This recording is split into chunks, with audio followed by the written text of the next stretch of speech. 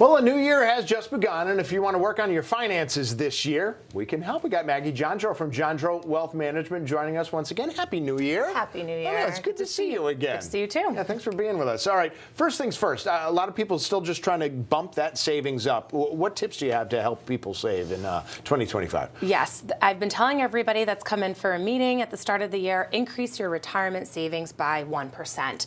You're not going to feel that necessarily paycheck to paycheck, but over time, because of compounding interest, it can make a big difference. And I say that at the start of every year. So after a couple of years, you've increased your savings pretty significantly. All right. Now, I know there's some changes to 401k that you wanted to get into, at least two of them, right? Yes, yes. So the limits for employer-sponsored plans like a 401k have increased. So now anyone under 50 can put $23,500 into their plan, 50 or older, $31,000 for the year. And there's something new, a super catch-up. So if you're between 60 and 63, you can put even more money in than the standard catch-up. Oh, that is wonderful. I like the name. Yeah, super catch-up, right? Yeah, it catches your I didn't come up with it, but I like it. Yes. Now, of course, prices have gone way up. For a lot of people, their income has gone up too, but not for everybody. It looks like for a lot of people, just the way to start getting a little more financial normalcy is to cut spending instead of making more. So what are some ways people can do that? Sure. So first and foremost, it's a new year, fresh start. It's a good time to think about your budget. And I would just first start by tracking. So take a notebook even and write down what you're spending every day and then understand how much you're spending. Does your income allow you to continue spending that much? If not, can you find other sources of income? But beyond that, if you want to make a budget, there's a couple of options. There's the envelope system where you physically take money and put it into an envelope so you can see what your spending is like. And there's options online too, like Good Budget takes that envelope system and brings it online.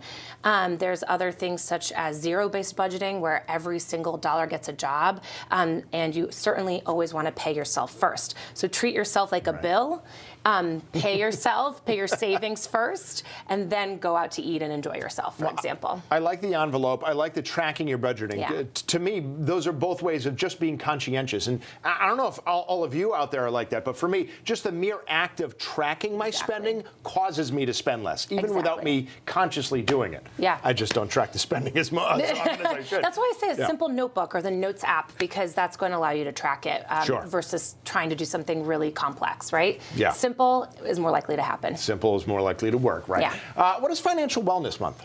Sure. So this month is Financial Wellness Month, and it's really just bringing financial literacy to folks and ensuring that they feel confident and in control of their spending, their savings, and their long, medium, and short-term goals. So again, now's a great time to either sit down with your partner or with a financial advisor and really understand what do you want the next year to look like. How often do you advise people sit down? Once a year, once every 6 months?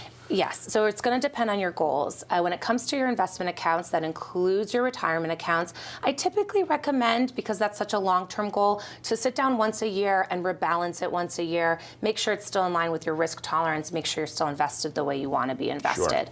Otherwise, though, if you have some big goals, it might make sense to meet monthly or even quarterly to achieve those goals. So it's going to depend on your situation. And if people want to meet with a financial advisor for the first time, anybody with expertise, what ducks in a row should they have beforehand? Yes, so first do your research on the financial advisor. A big question that comes up is if they're a fiduciary, meaning they put their client's best interest ahead of their own. But other things is understanding, how often does that advisor meet? What are their fees? Advisors are structured very differently.